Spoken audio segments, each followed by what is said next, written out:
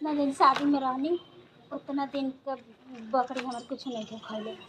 जब हम ये घास लिए तब बकरी खाई ना तो ना खाई, सारा हमरे नाम लिख देले बाले। का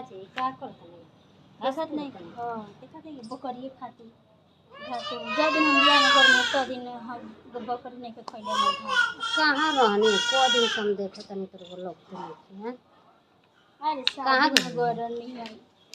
शादी में गरनी है हो कहाँ रोगो गरती तो बड़ा मजा आई जी। का मजबूर बोल ना गए जानता नहीं ये जैसे गए सन ठीक है हमने के गाड़ी से हां कुछ दूरी तक ले चल गए रहे सन तो वो जे का बैटरिए चार्ज ना रह गए ठीक वो जे ले गए वो उन करे हां कि बैठे दे कितना ही माटी लगे बस सड़िए रुके बारिशवा भलवा निगन हो पाटी अब वो गाड़ी वाला वही जे उतार दे हुआ मोरवे पर। अब वो जब खोजते कोनो गाड़ी ना मिलत रहे आधे रास्ता में उतार हो आधे रास्ते में उतार देले रहे। अब कोनो गाड़ी मिलते ना रहे अब करे सुन तक का कह रात होते जाते रहे आ उन्हें फोन पर फोन आवत रहे मत तोड़ खातिर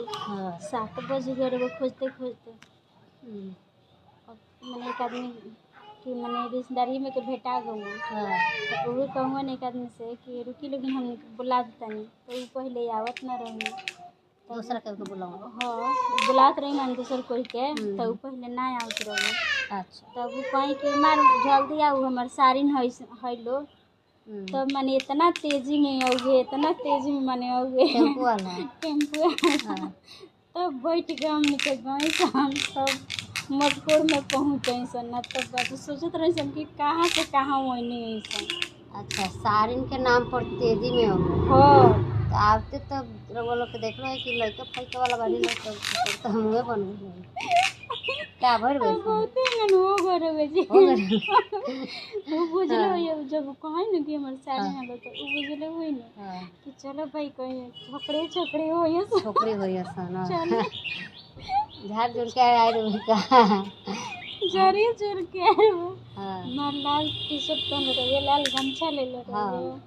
तब न ले शर्ट के बटन खोल देले शर्ट के बटन खोल देला सन लड़की के नाम सुनते